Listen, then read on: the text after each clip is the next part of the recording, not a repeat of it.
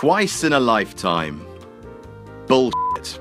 I'm Adam from WhatCulture.com, and here are 10 fascinating facts about WrestleMania 29. Number 10. Triple H insisted that Madison Square Garden hold the Hall of Fame ceremony. Love him or hate him, Triple H prides himself on being a student of wrestling history, and shares much of the same zeal as wrestling fans when it comes to how something feels. WrestleMania these days is a stadium show, while the Hall of Fame ceremony takes place in the most prominent basketball or hockey venue nearest a stadium. Naturally, Madison Square Garden across the river from North Jersey made sense. However, the cost of renting the garden is a hefty chunk of change, and WWE is looking at a money loss if they ran there. The King of Kings insisted on MSG due to the history WWE had in what was long considered their home building, especially considering that Bruno Sammartino was inducted that year, and after years of selling out the garden, the living legend got to headline MSG one last time. Number 9. It began raining as soon as The Miz won the IC belt, proof that even God dislikes babyface Miz. The battle between Wade Barrett and The Miz for the Intercontinental Championship was relegated to a fairly quick pre-show match. The skies were already threatening long before showtime, and Mother Nature was about to unleash a small dose of her fury. Miz won, and the rain started to fall just as he was hoisting up his new belt. Shortly after he left, the rain stopped. For the rest of the night, conditions stayed thankfully dry. Try not to take that personally, Miz. Fun fact, WrestleMania 24 had a similar problem in Orlando, with light rain coming down early in the night during the pre-show. Wrestling during that pre-show in a battle royal?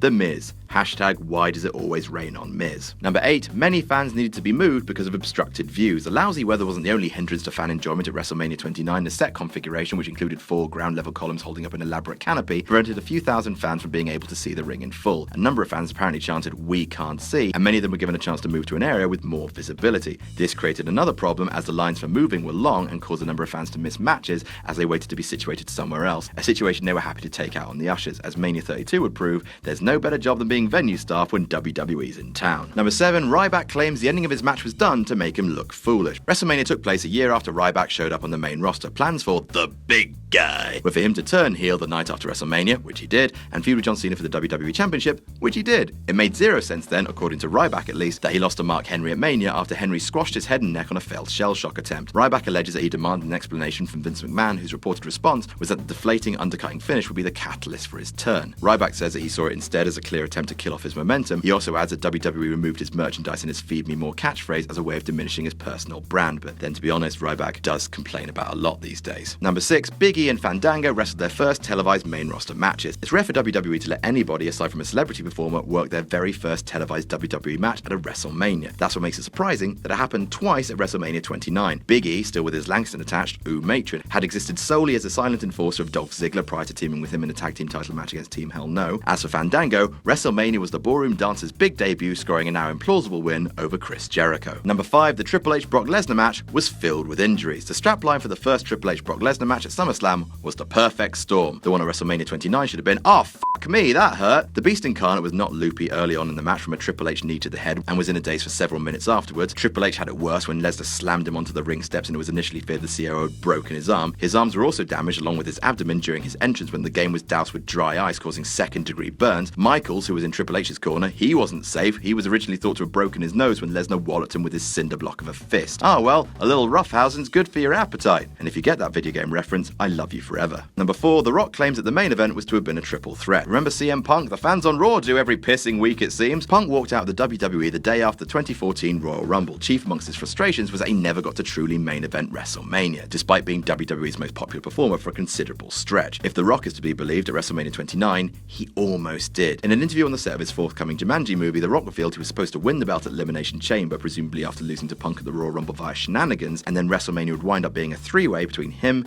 Punk, and John Cena. Not only would that have nullified the whole twice-in-a-lifetime bollocks, but it would have probably prevented the fans at MetLife Stadium from chanting boring during the main event, and perhaps, maybe even prevented CM Punk from walking out in the first place. Number 3. The Rock suffered several injuries on the first Attitude Adjustment. Plans for the post-Mania Raw were to see The Rock begin a year-long feud with Brock Lesnar, culminating in a match at WrestleMania 30. However, the Great One was a no-show for rather serious reasons. In the first half of the main event, Cena dropped Rock with an Attitude Adjustment, causing tears in The Rock's abdominal and adductor muscles. He also sustained a hernia, but The Rock is a tough bastard and soldiered on, managing to finish the match, putting over young up-and-comer John Cena. However, through the remainder of the match, the bumps and consistent movement continued to strain the torn muscles, and by the match's end, both were ripped completely torn from the pelvic bone. If you smell what The Rock is recuperating. Number 2 was the first gate in wrestling history to top $10 million. A year earlier, The Rock and John Cena headlined at WrestleMania that smashed pay-per-view buy records and grossed $8.9 million at the box office. Their rematch took place between threatening clouds on a somewhat unseasonably cold April night in front of unhappy, cranky, and weather-fatigued fans who couldn't really see. Still, WWE got their f***ing money, lads. WrestleMania 29 did $12.3 million